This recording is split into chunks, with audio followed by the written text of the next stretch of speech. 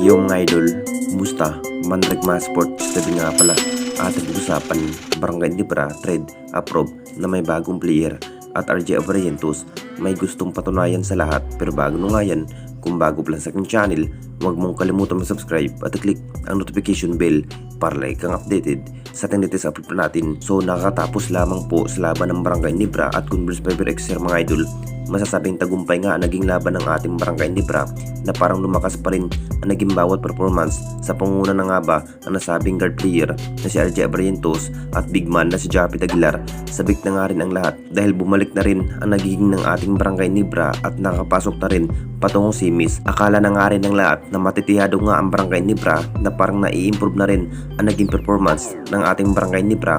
Matapos na naging laban, talagang nagsasalita na rin ang nasabing coach na si Coach Tim Con mga idol na may bagong player ang kanilang kukuhanin. Posibleng mapupunta na nga ba ang nasabing player na si Chris Newsome ng Meralco.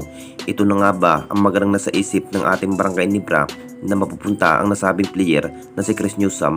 Marami pa rin ang nasasabi mga idol kung bakit kulang-kulang nga ang nagiging player ng ating Barangay Libra.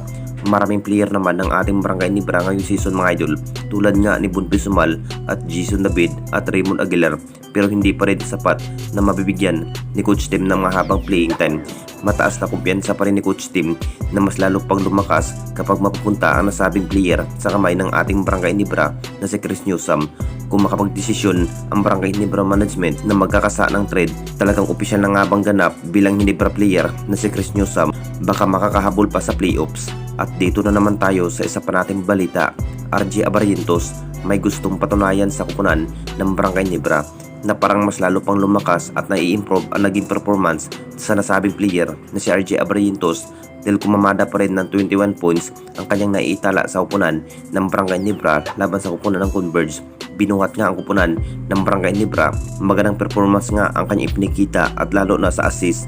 Naging impact na nga rin si Japit Aguilar. Halay mo performance ang kanyang ipinikitang laban sa upunan ng Barangay Libra kontra sa Converge. Ito na rin ang dahilan kung bakit nakapagtala ng maraming naiitala si RJ Abrientos na parang dinurog lang ang Converge. Pasok na rin ang Barangay Libra patungong semis. Kumpiyansa pa rin si RJ Abrientos na makamit nga ang hinahangad. Consistent lang ang kanyang bawat performance, mas lalo pang hinahandaan para sa semis. Ang pangarap na matalo ang ibang kupunan at makuha ang kampiyonato ngayong Philippine Cup, pinatunayan pa rin sa nasabing player. Mas lalo pang bubuhatin ang kupunan ng Barangay Libra kapag maganda ang teamwork. Nagiging big impact pa rin dahil si RJ Abrientos lamang ang nangunguna sa lahat. Ito na nga ba ang hinihintay ng lahat sa bagong moves ni RJ Abrientos at naging 3-point shot ang nasabing player kung bakit lumakas ang naging opensiba ng ating Barangay Libra laban nga sa upunan ng Converge. Anong masasabi ninyo mga idol tungkol sa ating video?